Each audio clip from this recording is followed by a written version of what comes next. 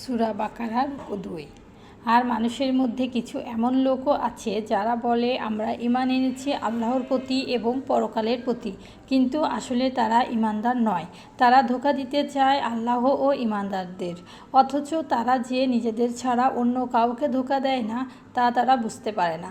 তাদের অন্তরে রয়েছে রোগ, তারপর আল্লাহ তাদের রোগ আরও বাড়িয়ে দিয়েছেন, আর তাদের জন্য রয়েছে যন্ত্রণাদায়ক শাস্তি, কেননা তারা মিথ্যা বলতো।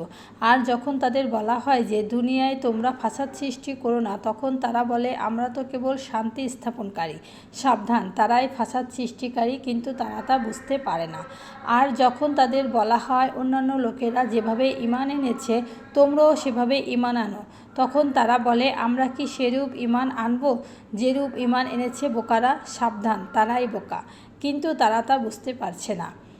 আর যখন তারা ঈমানদারদের সঙ্গে সাক্ষাৎ করে তখন বলে আমরা ঈমান এনেছি। আবার যখন তারা একান্তে তাদের শয়তানদের সঙ্গে সাক্ষাৎ করে তখন বলে নিশ্চয়ই আমরা তোমাদের সঙ্গে আছি, আমরা তো শুধু ঈমানদারগণের সঙ্গে তামাশা করে থাকি।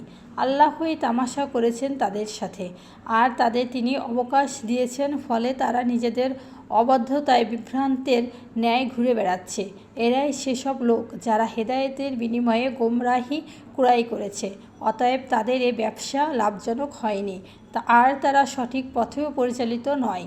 তাদের অবস্থা ওই লোকের মতো যে কোথাও আগুন জ্বালানো, পরে যখন আগুন তার চারিদিকের সব কিছু আলোকিত করল, তখন আল্লাহ তাদের আলো নিয়ে গেলেন এবং তাদের ছেড়ে দিলেন ঘোর অন্ধকারে, ফলে তারা কিছুই দেখতে পায় না। তারা বধির, মুখ ও অন্ধ, কাজেই তারা ফিরে আসবে না। অথবা তাদের অবস্থা সেসব পথিকের ন্যায় যারা আকাশ থেকে মুষলধারে বর্ষিত বৃষ্টিতে পথ চলে, যাতে থাকে ঘোর অন্ধকার, বজ্রধ্বনি ও বিদ্যুৎ চমক। মৃত্যুর ভয়ে তারা বজ্রগর্জনের সময় নিজেদের আঙ্গুল কানে গুঁজে দেয়, আর আল্লাহ পরিবেষ্টন করে রেখেছেন কাফেরদের।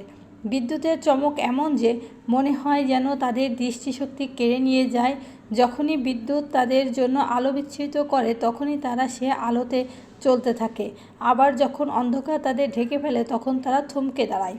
আর যদি আল্লাহ ইচ্ছে করতেন তাহলে ছিনিয়ে নিতেন তাদের শ্রবণ শক্তি ও দৃষ্টিশক্তি।